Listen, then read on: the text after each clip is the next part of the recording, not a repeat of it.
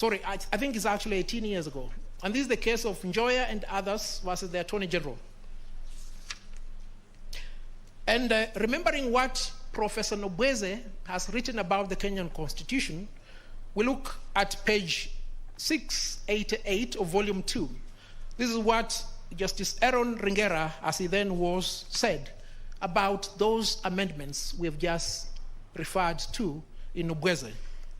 The effect of those amendments was to substantially alter the Constitution. Some of them could not be described as anything other than an alteration of the basic features of the Constitution. And they all passed without challenge in court. I will repeat the same thing I said here before the Court of Appeal. This time, they have been challenged. A determination has been made by the High Court. Another determination has been made by the Court of Appeal.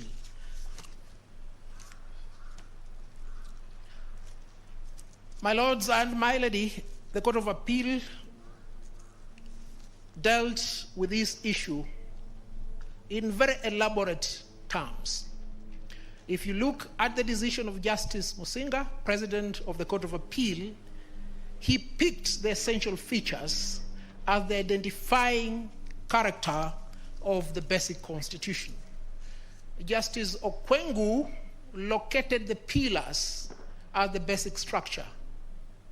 Justice Nambuye said it is the constitution itself and what it contains. Justice Kiage said, in his words, the basic structure reminds him of a house.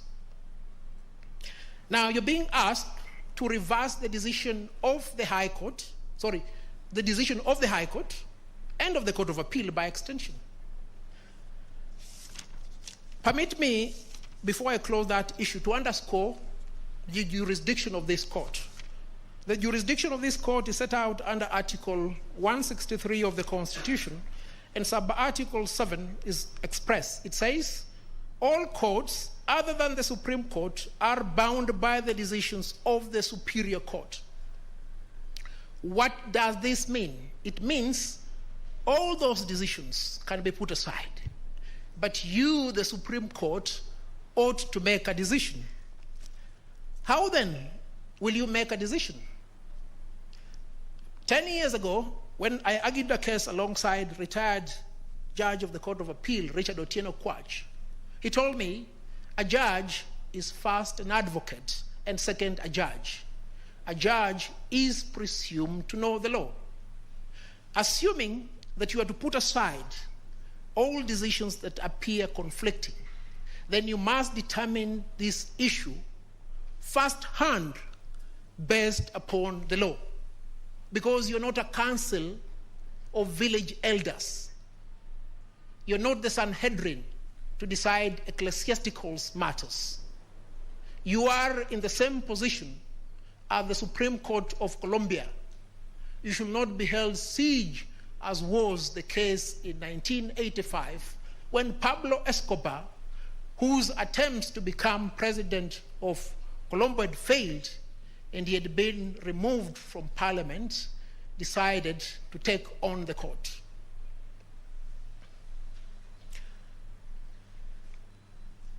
What is the extent of the application of the basic structure to the Kenyan Constitution? Let us look at what the High Court and the Court of Appeal said. They located the basic structure in the chapters of the Constitution.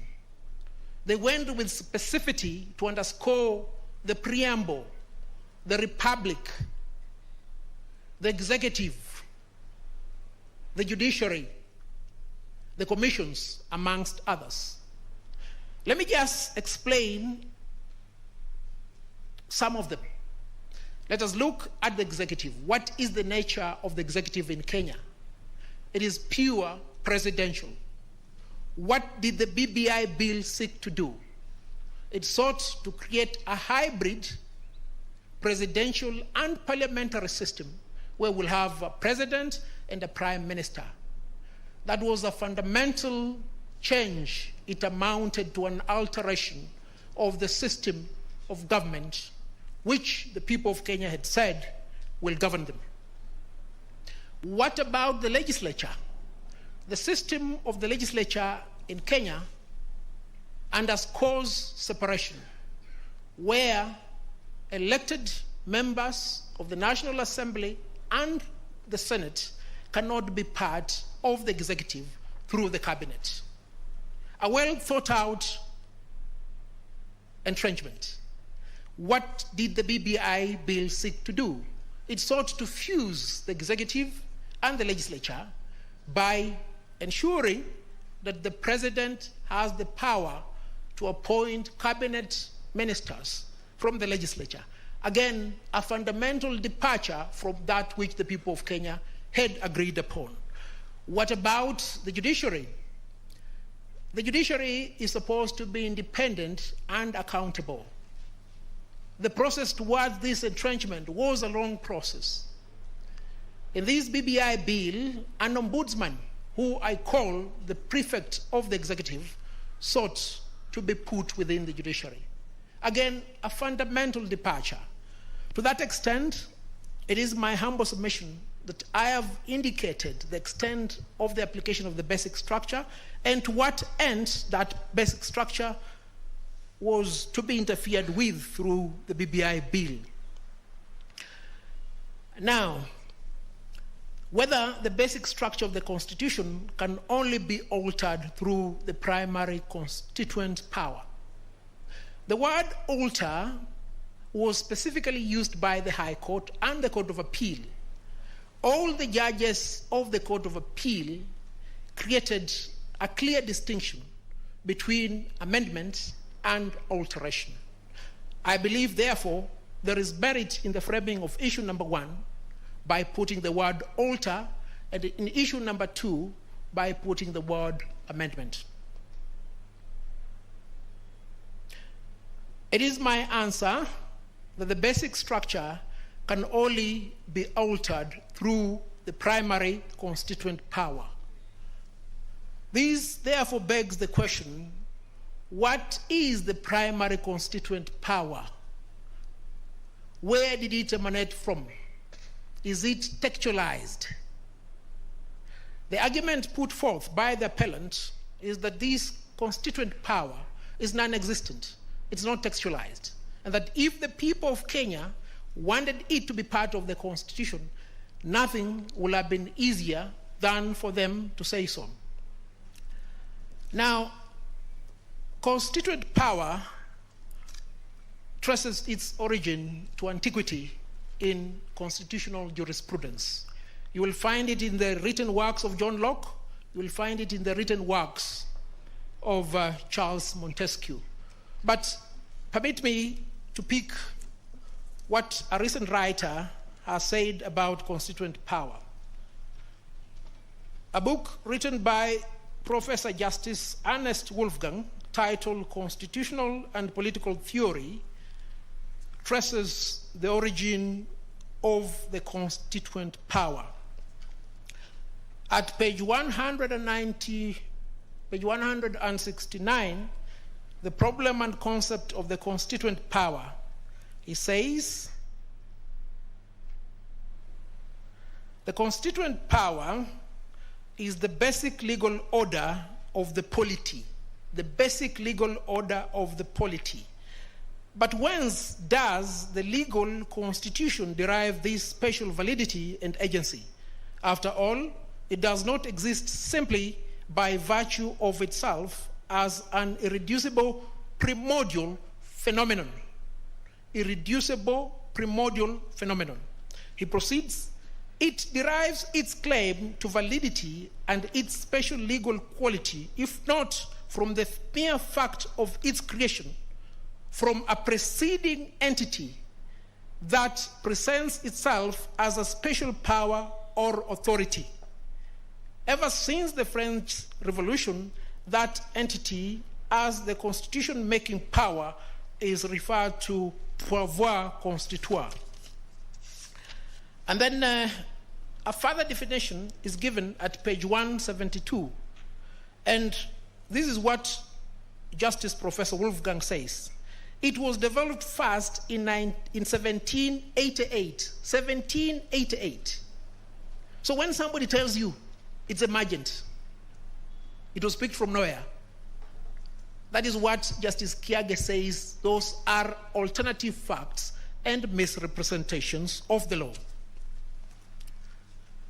Now, let's look at the definition given by Professor Nubweze on what this constituent power is.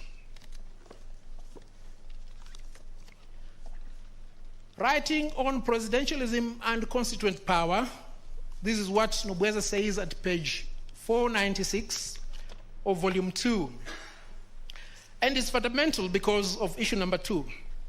Recalling again that the president under the presidential system in Commonwealth Africa is the organ that coordinates and therefore dominates the executive and the legislative process of government, a question is asked. A question is asked. Does the president also assume constituent power? And then he proceeds to say, the nature and importance of the constituent power need to be emphasized. It is a power to constitute a frame of government for a community, and a constitution is the means by which this is done. It is a primordial power, the ultimate mark of a people's sovereignty. Professor Nubweze elaborates the manner in which that power is exercised, and you'll find this at page 511 of the same volume. He sets out 4 sequential steps. 1, the framing of proposals for a constitution. 2, popular consultation. 3, formalized discussion. And 4, plebiscite, aka referendum. What my colleagues have told you is that under Kenya's constitutional jurisprudence, the only avenue for people's participation is through the referendum. No, that cannot be the case. The 4 sequential steps stressed by the court emanate from this elaborate pronouncement, this clear writing on what has to be done. If you proceed to read that particular chapter, that elaboration is emphasized as the dichotomy between the actual and strict power of amendment and the repeal power.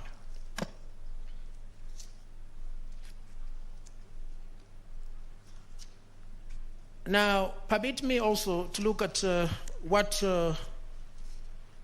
Professor Yaniv Rosnai has said about constituent power.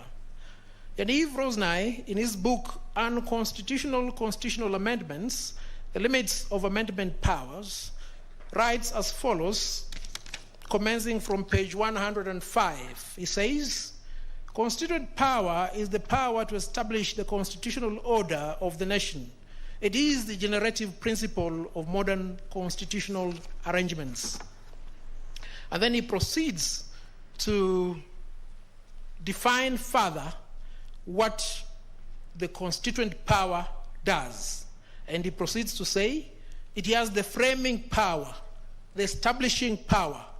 You'll find this at page 120 of that book. Now, we have seen what the basic structure is. We have seen the extent of its application. We have seen the manner of alteration of the basic structure. And it is for that reason that we must answer this question. Because my learned friend James Orengo said, what is this doctrine? Is it like a stone that we just have to kick it and see it? No, it is not as nebulous as presented. Because if it was so, then there will be a demand upon the court to locate from the Constitution independence of the judiciary, separation of powers. It is for that reason, therefore, that these concepts are called basic concepts. It is like the ABCD, it's like the Ma Me Mi Momu. If these concepts cannot be appreciated in the most simplistic words, then there can only be two conclusions. One, a deliberate intention to mislead the court on the application. Or two, failure of understanding of basic concepts. As to which of those two this relates, I will leave it to the court. I will allocate 8 minutes to issue number 2 and leave the rest to my colleague Esther Ngawa. Whether the president can initiate changes, stroke amendments to the Constitution, and whether a constitutional amendment can only be initiated by Parliament through a parliamentary initiative under Article 256 of the Constitution or through a popular initiative under Article 257 of the Constitution. Let me answer that question with a lot of simplicity, and the simplicity is derived from the nature of the Republic under the Constitution. Now, under Article 1, the sovereignty of the people has a trichotomy of Parliament, which is the legislative arm of government. Then we have the national executive, which is the executive arm of government, and we proceed to the judiciary. What is key to us are two, and we'll find this in Article 94. What is the role of Parliament? The role of Parliament is set out under Article 94 thus: the legislative authority of the Republic is derived from the people and at the national level is vested and exercised by Parliament. You proceed to item 3. Parliaments may consider and pass amendments to this Constitution. Pass amendments to this Constitution, not alter. And for this purpose, I must emphasize, the word alter appeared in the 1963 Constitution. It appeared in the 1969 Constitution. It has disappeared in the 2010 Constitution. Now, compare that with the power given to the President under Article 131. The President, B, exercises the executive authority of the Republic. 2A, the President shall respect, uphold, and safeguard the Constitution. Nowhere in the Constitution will you find any indication of the power to initiate amendments on the part of the President. It's nowhere. And if we may go back to Professor Nobweze, he has made it quite clear that the moment the constituent power has been exercised and the Constitution has been birthed, the individuals in office must exercise the power given to them under that Constitution. Should they seek to alter, they must go back to the people, and they must do that through the 4 sequential steps. The President cannot be President and at the same time be the people. He can't. And if any clarity is required on that issue, we go back to what Justice Professor Wolfgang said, and you'll find this at page 172 of his book. Its goal, the goal of the constituent power, was to counter the king's sovereign powers grounded in law and tradition and the institutions of the monarch with the original and unbounded political decision-making power of the nation as the force that brings forth the Constitution. Let me simplify this thing. What you're being asked to do by answering this question in the negative is this: to constitute Kenya into a monarchy or to constitute Kenya into an oligarchy. Kenya is the democracy. It cannot be done. Let me close that argument with an extract from Professor Nobweze, who demystifies that which my colleagues here want to complicate. Nobweze has dedicated an entire chapter on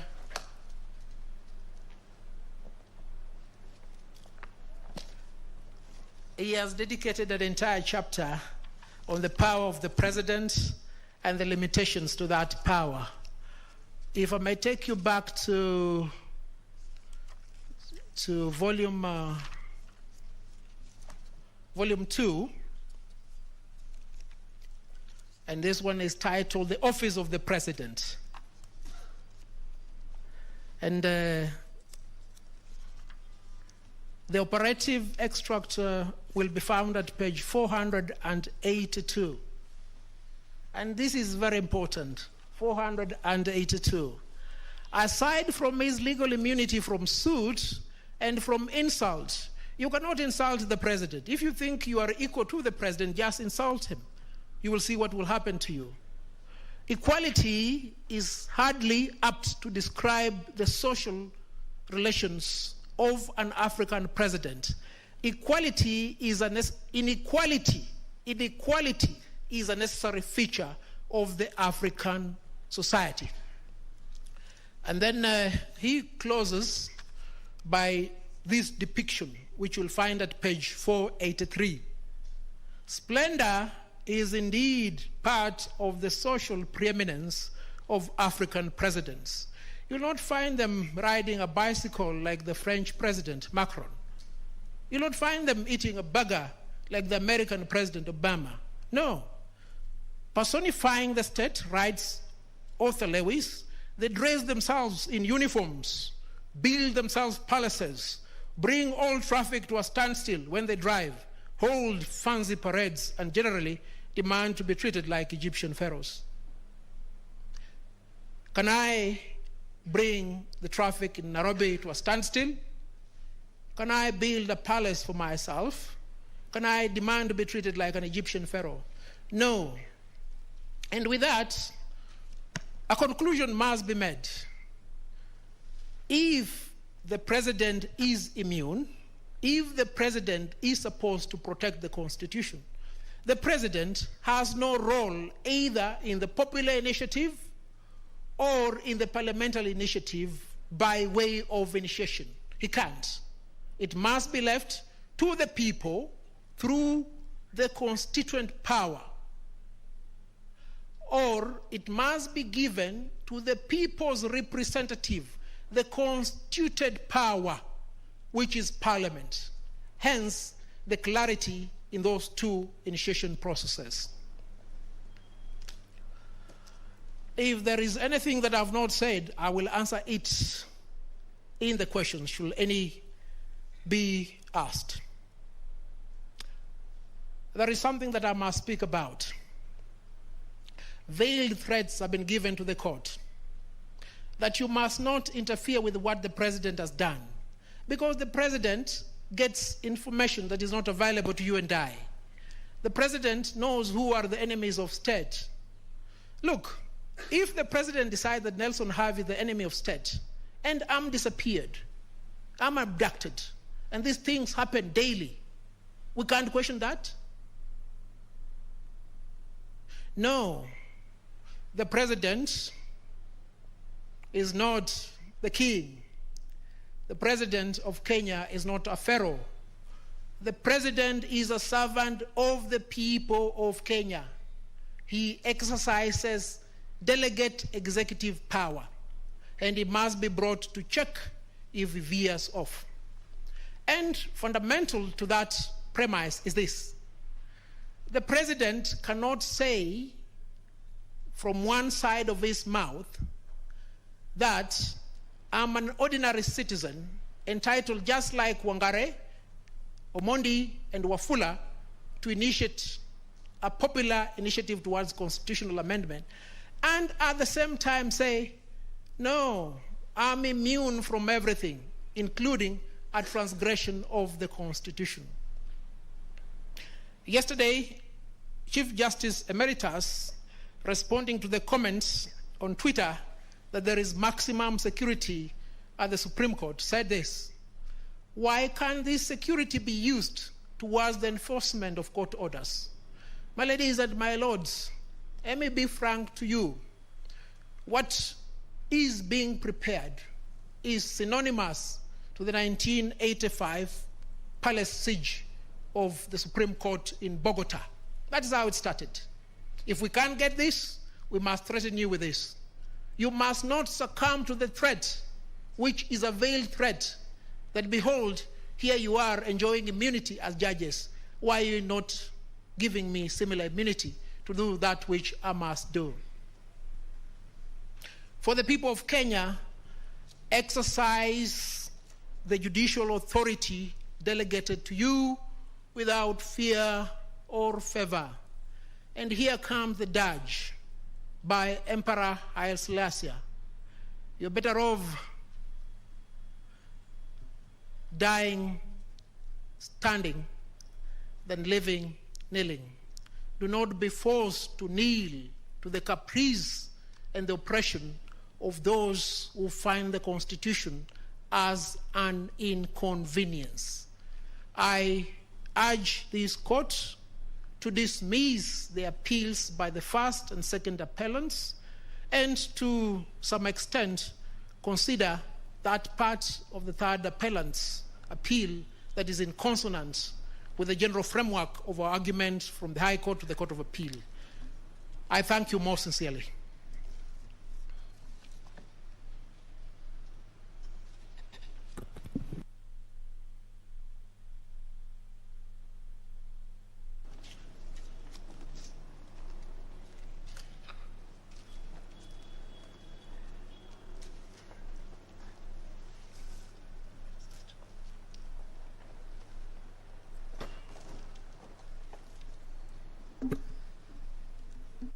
Good afternoon, the Honorable Chief Justice, the Deputy Chief Justice, my lords and my lady, Justices of the Supreme Court. My name is Esther Angawa. I'm led by Mr. Nelson Harvey for the first to the fifth respondents. ETOPS. ETOPS. A few days ago, Mr. Harvey told me a plane cannot fly with one engine. I didn't take his word for it. He's not a pilot. So I conferred with Captain Wicks Rabach, a military army captain, and now a commercial airline captain for more than 10 years. He laughed. He said, yeah, it is true. A plane cannot fly on one engine for too long. It's a basic principle. It's ETOPS. Engines turn or passengers swim. Engines turn or passengers swim. That's the informal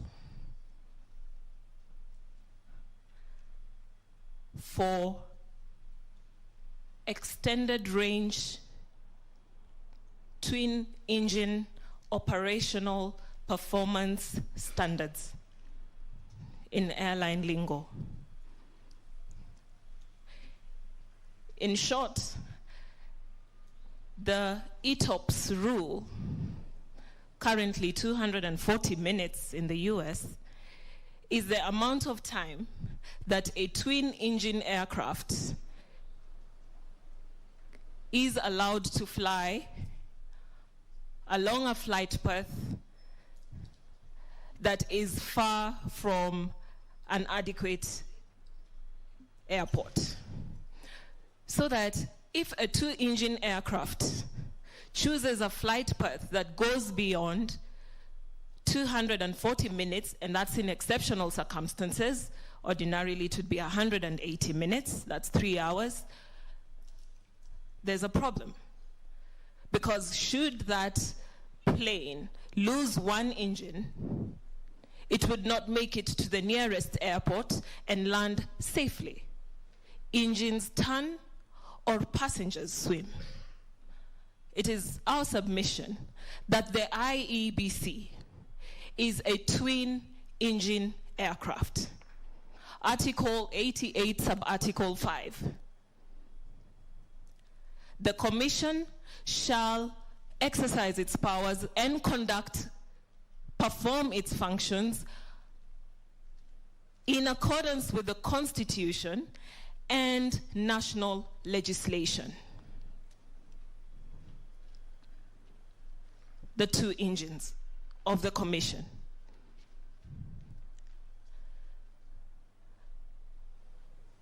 In the interest of time, my lords and my ladies, I know you have read and you will continue to read. I will not spend as much time on all the decisions that have been cited to you. But I would like us to use this basic airline principle to understand why this honorable court must interpret Article 88 and Article 250 sub-article 1 in the manner they were interpreted by the Superior Court and the High Court, and not in the manner suggested by the Commission. Composition of the IBC is at least 3, a maximum of 9. Composition defined in the Chambers Dictionary thus: composition, the act or act of composing. Compose, to form by putting together or being together, to set in order or at rest.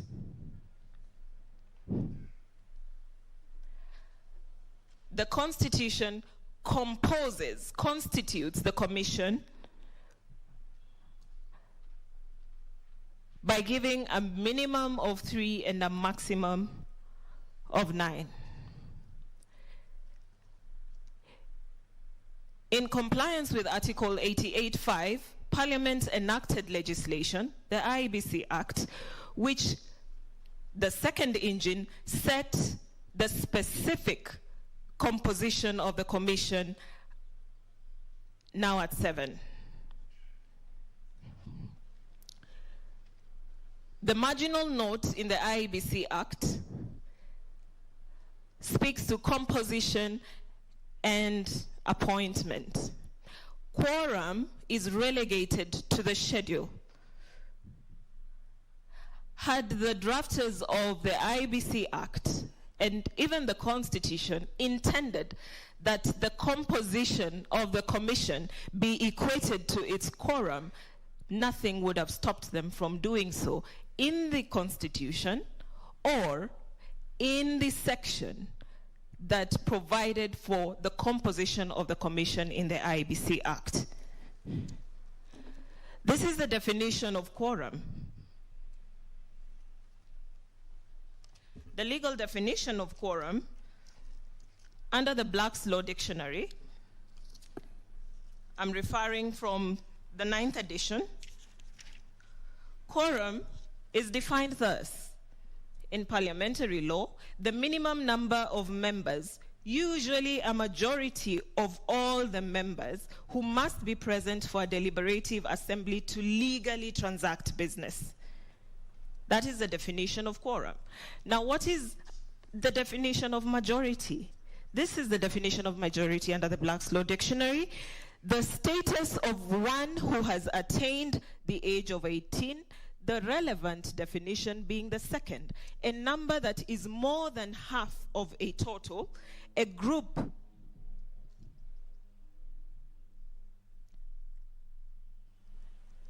of more than 50%. A majority always refers to more than half of some defined or assumed set. So that if this court were to be convinced to follow the request by Professor Githu, that where the paragraph on quorum is deleted, we must go back to the Constitution. and rely only on the Constitution, our one engine for the Commission, because the second engine has failed. The Constitution sets a minimum of 3. He says, on behalf of the Commission, that they can go ahead and conduct business. Would quorum with a membership of 3 be 3? Based on the definition I have read to the court, absolutely not. A majority of all the members being 3 would be 2 commissioners. Now, I would urge the court to read paragraph 77, 74 to 77 of the judgment of Justice Chacha Mwita, when he was dealing with that conundrum, because then the quorum had been reduced to 3, and he was looking at those provisions that had reduced the quorum to 3, and saying then, with a membership of 3, because then the commission had only 3 members present, 4 having resigned. Would a legally binding decision of the commission be made by the majority, being 2 commissioners? And what effect would that have on the performance of the commission in its objects as stated in the Constitution and in the IBC Act, Section 3, subsection C, 3C, 31C? And the basis of the judge in holding that that amendment reducing quorum to 3 was unconstitutional, and a similar amendment to paragraph 7, which said that should the commission fail to reach a unanimous decision, then the decision of a majority of the members present and voting would bind the commission, which paragraph was also deleted. Meaning now that one engine has completely failed. Even if we were to say that the commission has 3 commissioners and is properly composed as according to the Constitution, what happens where a unanimous decision cannot be reached by the commission? Would the commission make legally binding decisions by its majority of 2?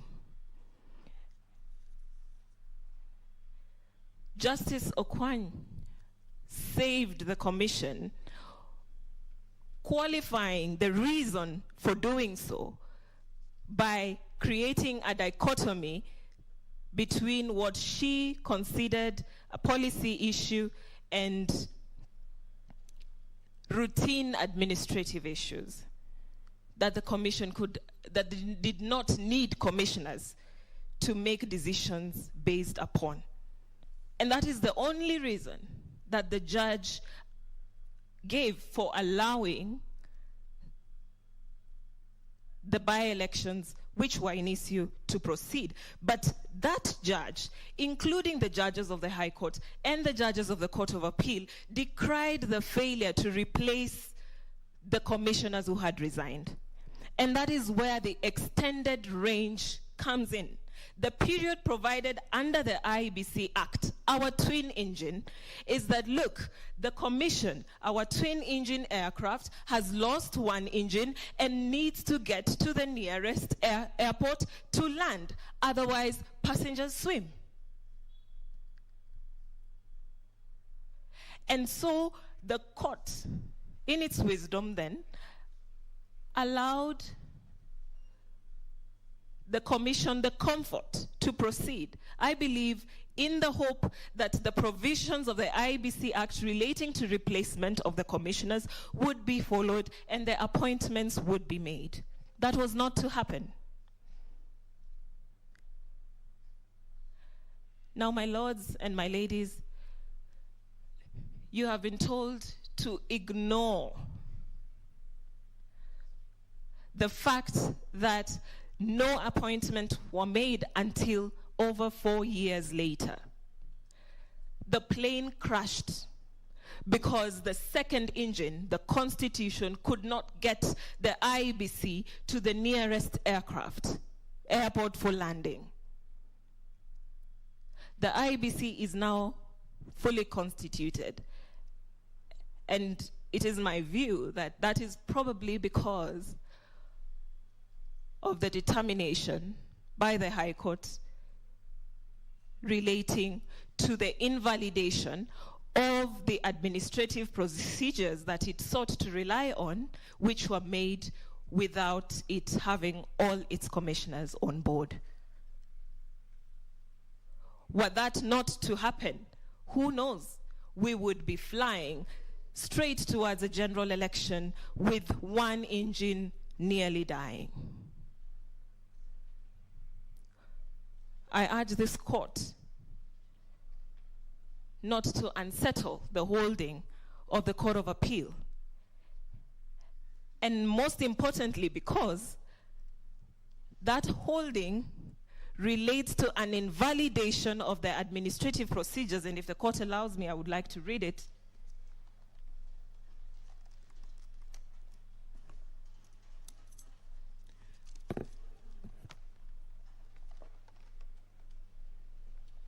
This is what the holding of the High Court was.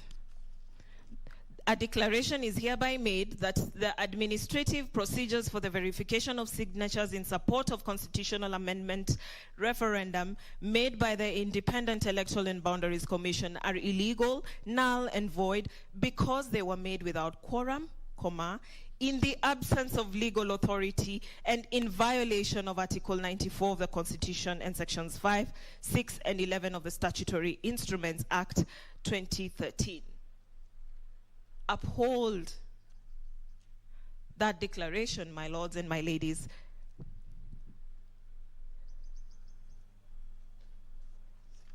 Because what is in challenge here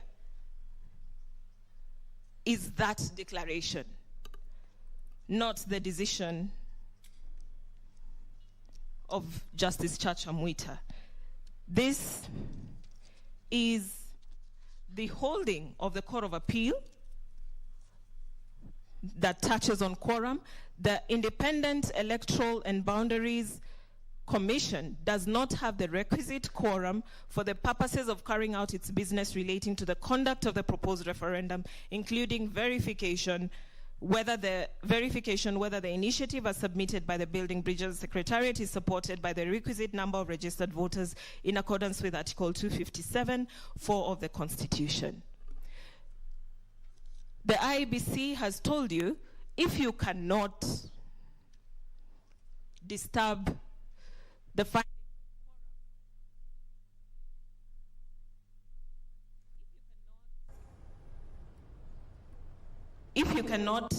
findings on quorum, then please circumscribe all the actions by the Commission prior to the making of the determination by the Court of Appeal. With all due respect, my ladies and my lords, we do not know what those actions are. Those actions have not been challenged before any court, at least not within our knowledge, and not within the court's knowledge. What actions are these? Where have they been challenged? And as His Lordship, Justice Tuyot, said, this decision the declarations take effect at the date of judgment. I have indicated that what has been invalidated by the Court of Appeal on the basis of quorum is the administrative procedures and all the acts relating to the referendum. There is no basis upon which this court can protect certain actions that we haven't been told about. I urge you dismiss the appeals by the first and second appellant. Thank you for your submissions. We'll move now to the next set of the respondents. The Third Way Alliance and all the persons who filed under Third Way Alliance. You recall yesterday, Filista Wakesho was given 15 minutes out of your time, so you have 45 minutes. Thank you, Honorable Chief Justice. My name is Elias Mutuma. I appear for the 7th, 8th, and 9th respondents. I appear alongside Counsel Caroline Gerono. For the record, my lady, we have filed our submissions dated 9th of December 2021 and a case digest dated 21st of December 2021. I will be tackling 3 issues. One is the nature of a popular initiative and whether it is available for use by the president or the state. I'll also tackle the issue of public participation in as far as a popular initiative is concerned. My lady and my lords, I am persuaded to rely on the words of Shakespeare, who says that a rose by any other name shall still smell as sweet. I wish to add that a skunk in the same measure, by any other name, shall smell as bad. My Lord, this initiative that has been brought to your attention has been branded a popular initiative. There is no name changing that is going to change the character of this initiative. It remains a skunk. It remains a presidential initiative as opposed to a popular initiative, and I'll demonstrate that as we proceed. It is our submissions, my lady and my lords, that the president is expressly prohibited from pursuing a popular initiative as a means to amend the Constitution.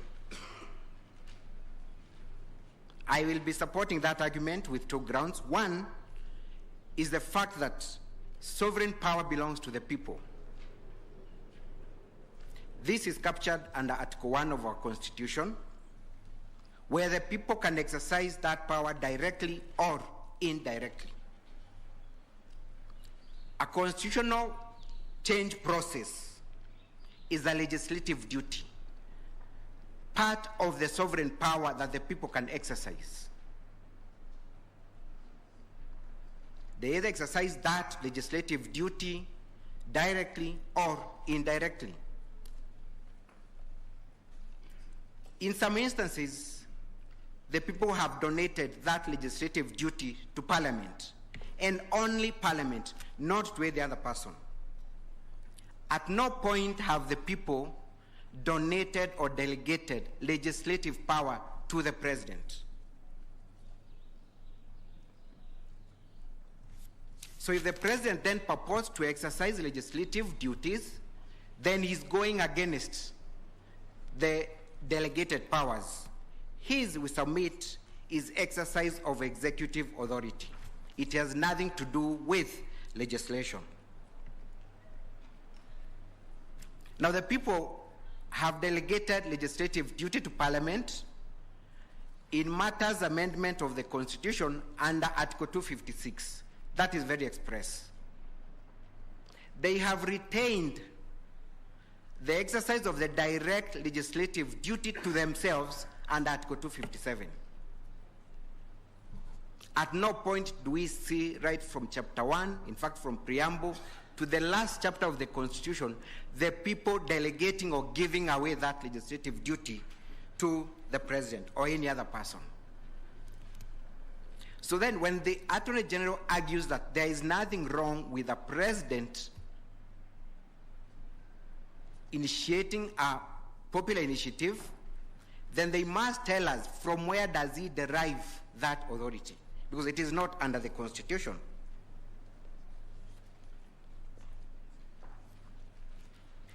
Article 1 of the Constitution, again, is very clear that power is exercised directly or indirectly. And my point is, the words used are either or, so that when the people exercise direct authority to legislate, then there is no other body that can exercise that power on their behalf. The words used are either or, not both.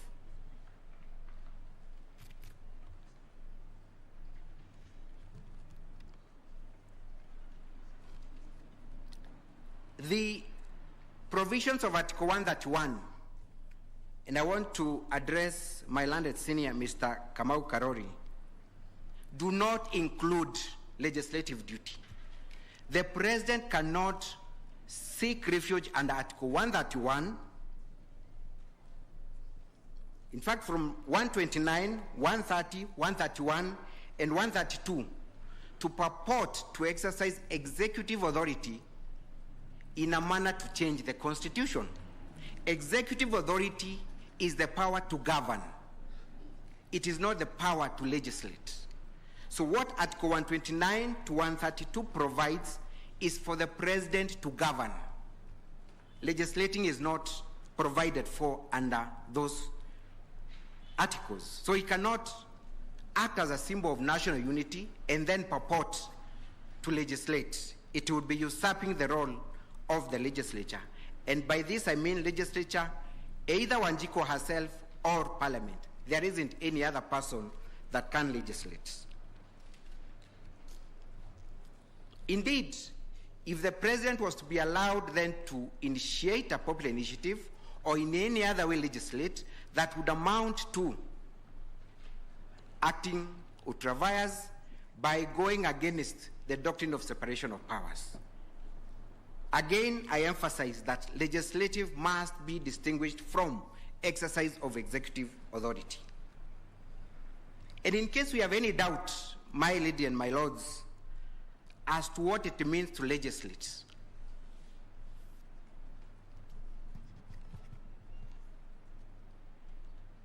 a first-year law student knows that legislation is the process of enacting into law. And enacting is a process that begins at the point of framing or drafting the proposed law and will culminate with approval of that law. There are quite some processes in between.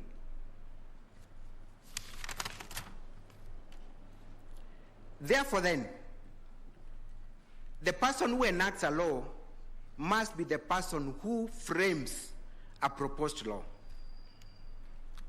So if the President frames, conceives the idea that we need to amend the law, then it is him who is enacting that law. When you look at Article 255 of our Constitution, and allow me to read, my lords and ladies, is that it provides as follows: a proposed amendment to this Constitution shall be enacted in accordance with Article 256 and 257. The word used is enacted, and approved in accordance with Clause 2 by a referendum. We therefore must interrogate, what does it mean to enact?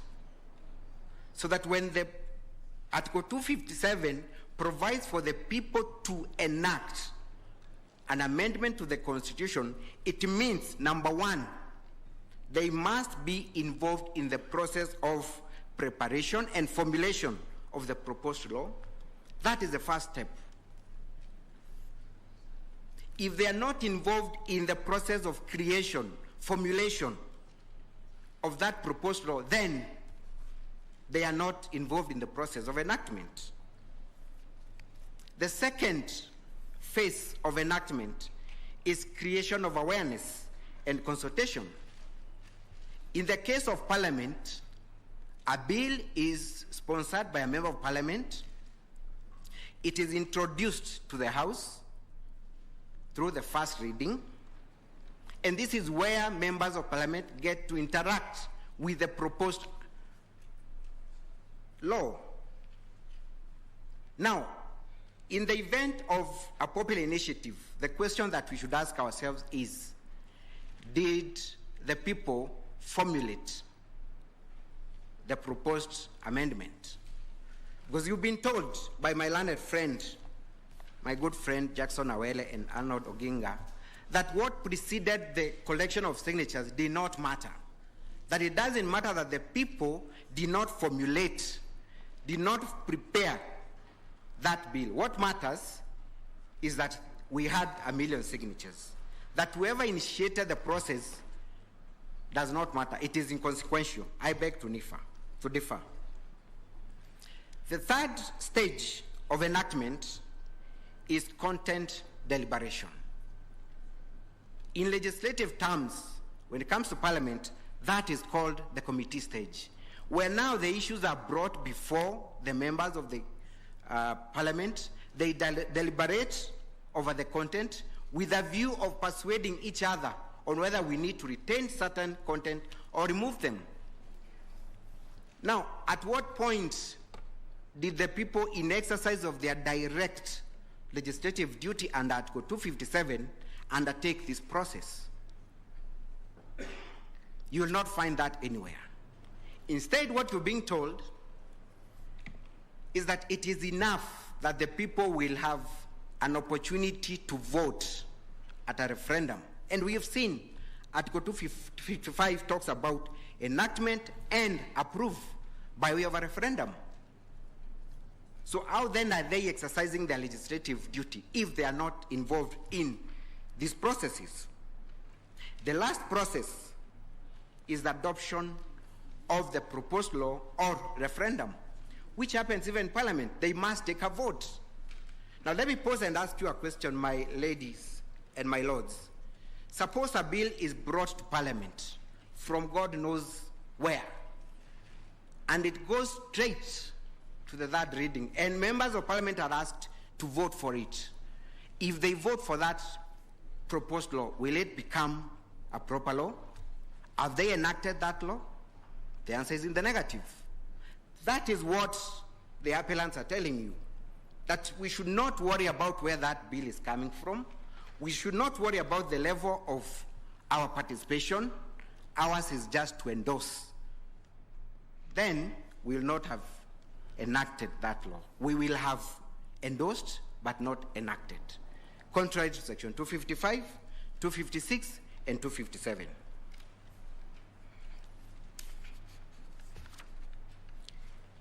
I make this submission because, looking at the nature of a popular initiative, once IBC is presented with 1 million signatures and a draft bill, there is no chance of in any way altering the contents of that bill.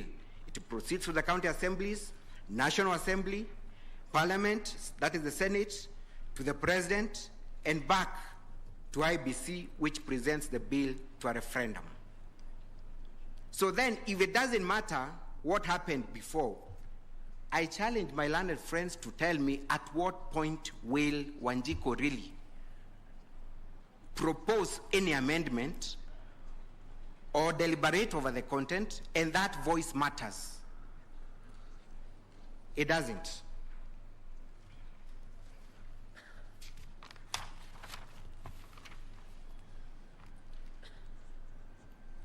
Three questions that the court must ask itself to understand whether this is a popular initiative or not, or whether the president can do that.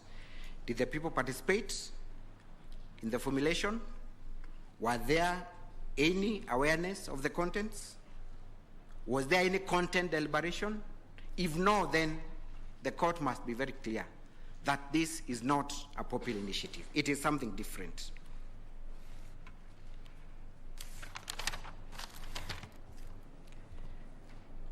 Secondly, the second reason why the president cannot be allowed to initiate a popular initiative is under the social contract theory.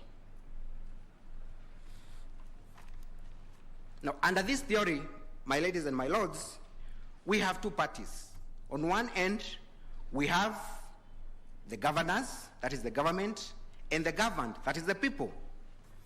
So when the people elect their governors, they remain at one end of that contract. The governors are on the other end. The president, in this context, is the governor, the government. The people remain as the governed. Now, in a social contract theory, it is the people who create the form of government and the framework of governance. It is not the other way around. Then after doing that, they donate the power to the governor to govern them in accordance with what they have already formulated. Therefore, the president cannot now shift goals from being a governor and now start formulating a form of governance and subject it to the governed. That would be in breach of the social contract theory. Now, just to emphasize on that point, the Constitution under Article 131(2) provides for exactly that a president will be given a constitution, he will be given an already created governance framework, and is required, number one, to respect, uphold, and safeguard that constitution.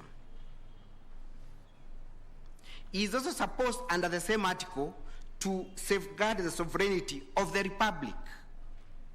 The republic is that he must recognize that these are the people who created this form of governance. These are the people who created this constitution. I have a duty to respect, to uphold, safeguard this constitution. So it is not for the president to create the constitution. It is not for the president to make the constitution or remake it. That is given to him once he enters into that social contract with the people. Now, purporting to remake a constitution will inevitably lead to him violating that duty under Article 131. Because under the social contract theory, the citizens are the right bearers and the governors are the duty bearers. So what the president has is a duty. What the people have is a right. His duty, as I've explained, is under Article 131 to safeguard that constitution. And just to ensure that the president understands this duty clearly, the third schedule of our constitution provides an oath of office, which states again as follows: that the president swears to obey, to preserve, protect, and defend the constitution. I'm only interested in one word in those 5 words: to preserve. Ordinary English means to maintain in the original state. That is what he swears to do, to preserve the constitution. So upon the end of his term, and he has changed the constitution, will he have lived to his oath of office to preserve that constitution? It doesn't. He will have breached the constitution. Now, I find it a bit glaringly contradictory for the Attorney General to argue on one hand, and I think my learned friend Mr. Avi has touched on this, but I need to emphasize that indeed the president is an ordinary citizen for the purposes of enjoying rights under Article 19. Well, that is true, but then it is only true at the beginning when he is seeking to cross to the other floor, to become the governor, not the governed. So at that point, the president is at the same footing with every other citizen. But the moment he swears to defend the constitution, the moment he's given state authority, then he crosses over. And Article 24 now must come in to limit the exercise of his private rights. And the reason being, it is very difficult for you to distinguish between the president as a person and the president who occupies the office. Still, even if he says, I am a private citizen, state resources are still at his disposal. His political influence is still at his disposal for use. It is for that reason, and as a matter of necessity, that now Article 24 must come in and limit the exercise of his rights. And that is also confirmed by Article 143, because my learned friends cannot argue, on one hand, that indeed the president is an ordinary citizen, but still, under Article 143, he enjoys immunity. It is a contradiction. It must mean that Article 143 comes in because he's been elevated above the ordinary citizen.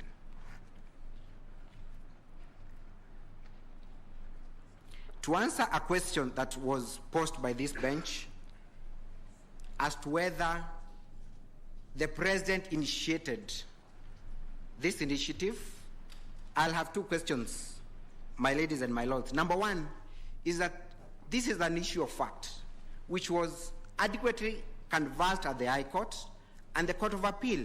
My understanding is that that is a settled issue that we cannot revisit at this stage. It is not in doubt because it is a factual issue. But if I was to answer that question, I would still go ahead and pause. Did we still witness the president's involvement even at the point of signature collection? And the answer is yes. So the president did not just stop at receiving the proposals. He went ahead and, number one, launched the signature collection at KICC. That is contained in our pleadings, and used state machinery to ensure that they collect their million signatures. On the question of public participation, I think there is no doubt, my ladies and my lords, that public participation has been entrenched in our Constitution and Article 10. The question is, what is the level and threshold of public participation in a process such as amending the Constitution? Now, to answer this question, we do not even need to go very far. I'll refer you, my ladies and my lords, at the preamble of our Constitution, which, with your permission, I'll read. And I'm looking at the last two bits of our preamble. In exercising our sovereign and inalienable right to determine the form of governance of our country, and having participated fully in the making of this Constitution, we adopt and enact and give this Constitution to ourselves and to our future generations. Now, I pick a few things from there. Number one is that the people are saying we have the sovereign power, the inalienable right to determine our form of governance. And for them to be able to exercise that, they are saying we are doing this after fully participating in the process of making this Constitution. That is the level of public participation. That is the threshold. Fully participated in enactment of the Constitution. Fully. And I started by explaining what enactment means. Formulation of the bill, creating awareness, content deliberation. That is what it means to fully participate. That is in the preamble of our Constitution. That is also captured under Article 1 of our Constitution. An argument has been advanced that then we are not making a constitution. We are merely amending a constitution. Therefore, we do not need to fully involve the people. But is that so? Are we really amending the constitution? The impugned bill that is before you, my ladies and my lords, is it an amendment? Or is it a process of making a constitution? Now, I want you to pause there, my ladies and my lords, and ask yourselves, if today we were in a constitutional moment, and by that I mean the moment we were in pre-2010, would we rush to Article 255, 256, and 257? The answer would be no. If we want to make a new constitution, because I do not doubt that we have a right to replace this constitution, just like we did in 2010. But if that moment comes, is that procedure provided for under 255, 256, and 257? The answer is no. Does it mean we cannot amend that? We cannot replace this constitution? Again, the answer is no. It only means that we have to go beyond the provisions of Article 255 to find the procedure elsewhere, because this constitution does not provide for its death. It does not provide for its replacement. There isn't any constitution in the world that provides for its replacement. There is no procedure. So therefore, when there is desire to amend, or rather to replace the constitution, you cannot find that procedure under Article 255. I started by arguing that this was not an amendment, and I'll refer you to the Black's Law definition of an amendment, and my learned friend Harvey has mentioned a bit of it. I'm referring to the Black's Law Dictionary, the 9th edition, at page 94. An amendment is a right to correct or rectify. Now, the same constitution has provided the meaning of repeal, which is what I'm talking about, replacement. And this is how it defines it. A repeal is done by specific declaration of a new statute or law. That is what we did in 2010. We declared a new statute, a new law, and did away with the one we had. That is called an express repeal. The same law dictionary now goes to the second definition of repeal, which is implied repeal, which has been defined to mean where the new law or the amended law brings about irreconcilable difference or conflicts between the old law and the new law, such that the new law cannot be mentioned to go hand in hand with the previous law. It is our submission that the bill before you was an implied repeal to our constitution. Why am I saying so? This bill has some irreconcilable conflict with the form of governance that we have under the 2010 Constitution in terms of separation of power, in terms of the independence of the judiciary, in terms of the form of governance. So you cannot talk about this constitution and still talk about interfering with separation of powers through an amendment. It is an implied repeal. It is for this reason that the High Court judges and the Court of Appeal judges identified that for you to alter this constitution, for you to impliedly repeal this constitution, you must go beyond 255. You must go outside what is provided for under this law. And that's why they came up with the 4 sequential stages. And that is based on our history. Civic education, public participation, which must entail collection of views, consultation through assembly debates, consultation and public discourse, and finally, a referendum. You have been told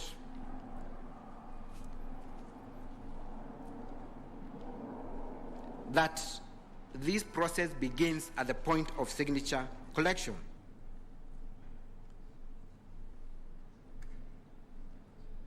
I beg to differ. There must be other processes that lead to the formulation of this bill. It is only through a 4 sequential process that we are able to achieve all the stages of enacting a law, because in this case, we are exercising legislative duty. On my last part, before I invite my learned friend to submit, because she's submitting on one issue, I'll pause and ask then, who has the duty? Who is the duty bearer to ensure there is public participation? Now, Article 88 of our Constitution provides for the responsibility of IEBC, number one, to conduct and supervise referenda and elections. So once IEBC has been presented with their million signatures, and not just signatures, the law provides that those signatures must be in the company of a draft bill. It should ring in the mind of IEBC that a process under Article 88 has begun. Their duty begins then. It does not come at the point of a referendum. You, my lords and my ladies, have argued before that election is a process. It's not an event.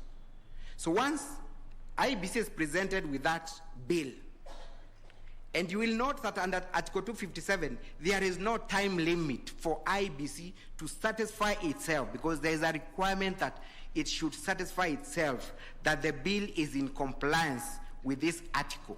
There is no time limit.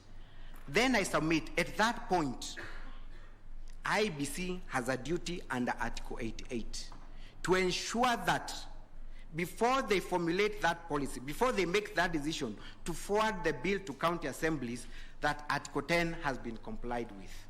They cannot run away from that responsibility. It is their duty. They must know at the end of the day, this is a bill capable of going to a referendum. So a process has begun.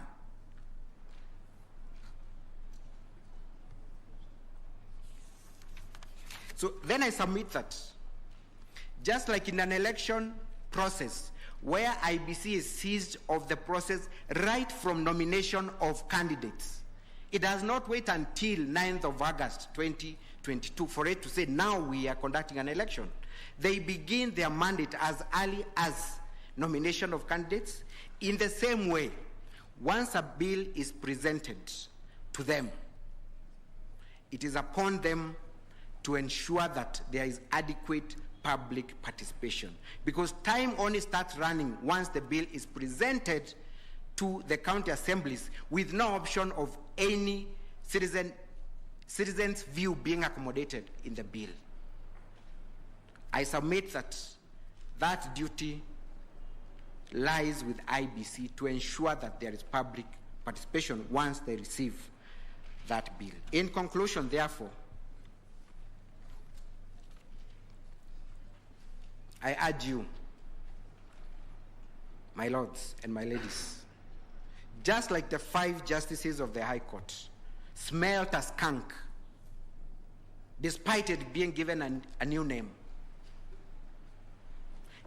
just like the 7 justices of the Court of Appeal smelt it correctly and pronounced it to be a presidential initiative as opposed to a popular initiative, just like legal scholars have done, I urge you, with tremendous respect, my lords and my ladies, to declare this as the same. It is a presidential initiative which has no place under Article 255, 256, and 257. I beg to rest, and thank you so much.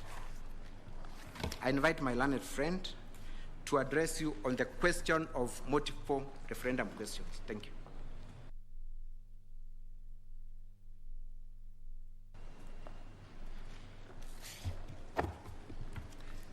Good afternoon, my ladies and my lords. My name is Caroline Gerono, and I appear alongside Mr. Mutuma, as he has introduced me, for the 7th, 8th, and the 9th respondents. I am addressing this court on the issue of multiple referendum questions, which is an issue that was appealed against by my learned friend, Mr. Morara Omoke, and I would wish to confirm that I do associate myself fully with his submissions, both written and oral submissions.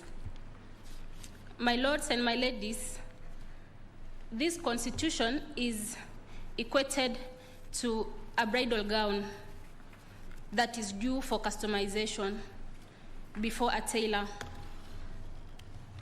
And it is not the will of the bride that the gown be customized, but because of the dictates of how good she should look on her wedding day,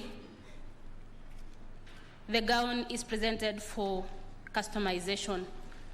And instead of affixing one color in line with the white gown, or whichever color, be it silver or pearl, the tailor opts to patch the gown with different pieces of clothes with different colors.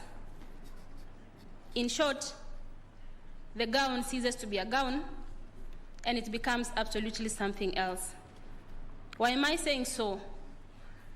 The element of hyper-amendability that this constitution seeks to prevent under Article 255, 256, and 257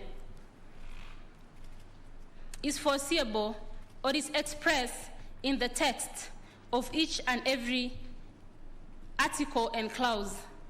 It is in singular form, an amendment, a bill, a general suggestion. My lords and my ladies, I draw your attention to the question that has been raised by Justice Ouko on the holding of the Honorable Judge of the Court of Appeal, Justice Gatembu. And I pray that this Honorable Court will find and rectify that error and affirm that the decision of the Court of Appeal in as far as multiple referendum questions is concerned is settled. My lords and my ladies, Senior Counsel, the Honorable Attorney General Emeritus, Professor Githu Muigai, submitted that both the High Court and the Court of Appeal declared itself on a matter that was not ripe before it.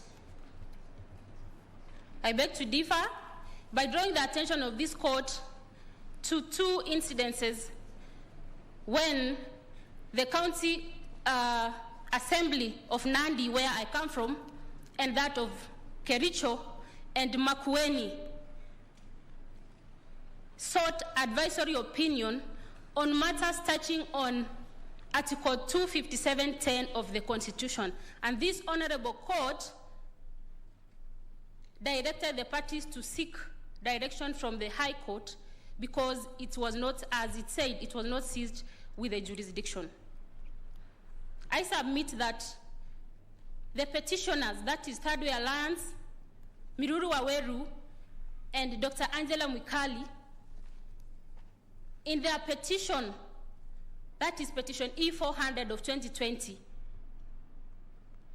made an application for, not made an application, but sought a prayer that the court makes a declaration by the mandate conferred to it under Article 165 3D on interpretation of constitutional questions to declare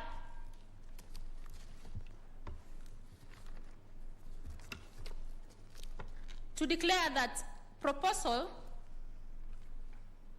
that the Constitution requires that all the specific proposed amendments to the Constitution be submitted as separate and distinct referendum questions to the people.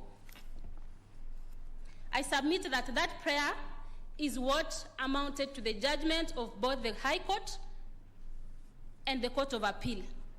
And it was not a matter of ripeness, because the High Court did not have to wait for an action to happen for it to make a declaration as such. We submit that the submissions of the IEBC on that account are unfounded.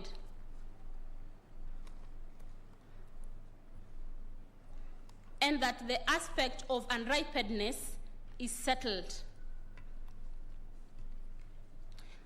Further, Your Honor, my lords and my ladies, at the time of filing the petitions in the High Court, the IEBC was already seized with the Constitution of Kenya Amendment Bill 2020. As such, it had already given a template to one Dennis Waweru, as they call themselves, and Junet Mohammed, a template or a guideline on how they are going to obtain signatures from the registered voters. Further, upon receiving the signatures, it went ahead to verify, as it has admitted, and presented the bill to the county assemblies. As such, its role began running. So it was already seized with the constitutional mandate on preparation for any outcome. And we all know that these amendments, this bill, the impugned BBI bill, contained clauses, amendments that were touching on Article 255(1), the protected clauses, and as such, it would in one way or another end up in a referendum. IEBC was already seeking funding or allocation of funds from the Treasury, from Parliament, of 40 billion, if I may say. What does that mean? That it was anticipating to carry out a referendum. My lords and my ladies, the reason why it is important to affirm that or interpret that Article 257(10) of the Constitution implies that proposed amendments should be presented to the people of Kenya as separate and distinct. The referendum question should be separate and distinct, is as held by Justices Kiage, Gatembu, Nambuye, and Okwengu. The courts, both in the High Court and in the Court of Appeal, drew inferences from the judgment of Honorable Ochieng in the Titus Alila case. But the reason why it is important to separate those referendum questions is such that you do not throw the baby and the bathwater all at once, so that the people of Kenya have a choice to make, whether to pass those amendments that they deem fit and reject those amendments that they don't deem fit. In this context, we have an omnibus bill that is touching on 74 clauses of or more of the Constitution. As such, a common mwananchi, an illiterate village woman in Homa Bay County, is unable to distinguish all those and make a conclusion that this bill is fit to pass as a constitution. And I drove this court to my first submission on protection of this constitution against dismemberment, against hyper-amendability.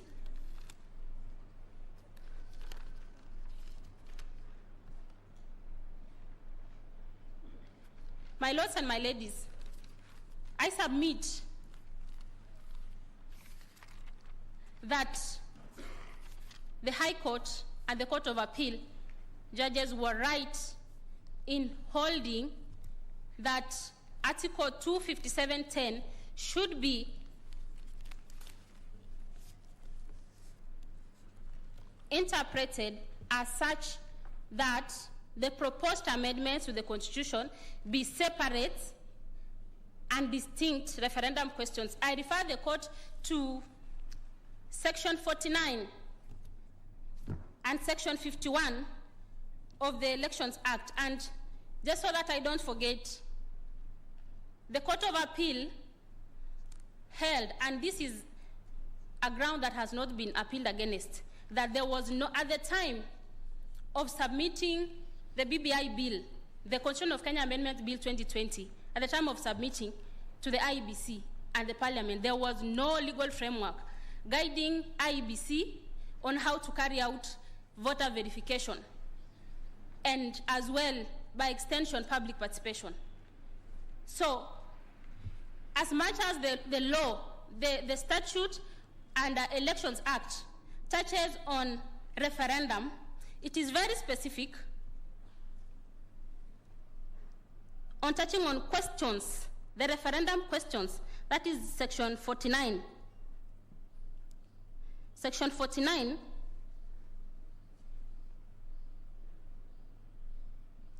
Section 49(4) provides that the National Assembly may approve one or more questions for a referendum. So the element of separate and distinct referendum questions was foreseeable in the Constitution as well as the governing legislation, so that the IEBC cannot be deemed to be running away from its mandate to separate referendum questions, so that Mwananchi or Wanjiko is able to differentiate at any given time. As well, that at any given time, amendments to the Constitution should be singular. It should not cloud all the chapters of the Constitution and present it as though it is a single amendment. As such, I rest my case and I submit that this honorable court upholds or affirms the decision of the Court of Appeal and correct the error that is on the face of it. I beg to rest my case. Thank you very much, Counsel. It is now almost 4:20. We will propose that we adjourn at this point. There are 3 parties remaining. That is the 11th and 12th, who are represented by Advocate Evans Oganda. Then there is the 24th, the respondent, Muslim for Human Rights, and the 79th, Kituo Sasheria.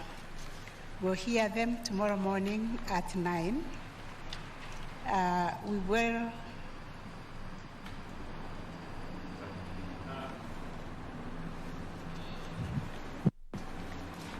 Thank you. Sorry, my lady, for that interjection. In terms of the proper order, we anticipate some time donation from Muslims of Human Rights.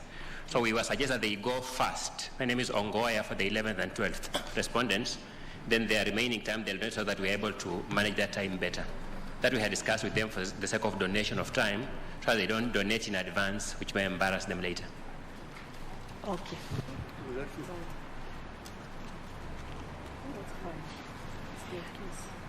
Yes, so then we will start with the 24th respondents. We had allocated them 30 minutes.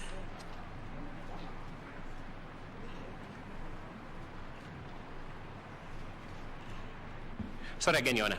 When you gave the original directions, Yes. these were the only parties who got revised directions from the court, Yes. giving them 45 minutes. But in view of the subsequent direction yesterday, Yes. they therefore have their 1 hour. They have 1 hour. Thank you. Okay, and then you have 30 minutes. Yes, we have 30 minutes subject to the donation we'll get from them. Okay.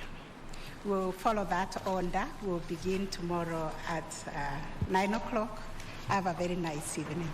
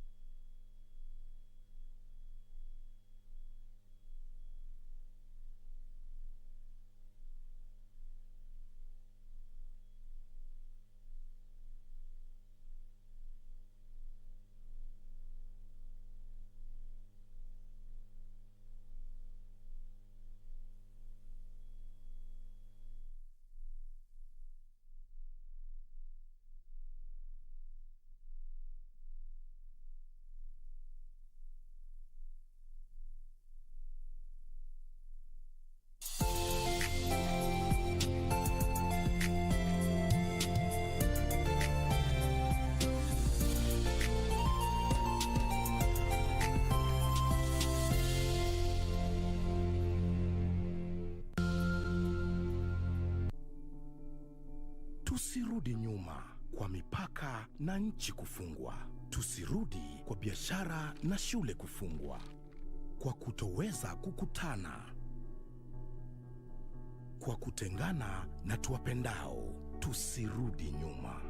Na kuhitaji unikinge, pata chanjo. Ili tuendelee na maisha vizuri. Na kuhitaji unikinge, pata chanjo. Na kuhitaji unikinge, pata chanjo. Na kuhitaji unikinge.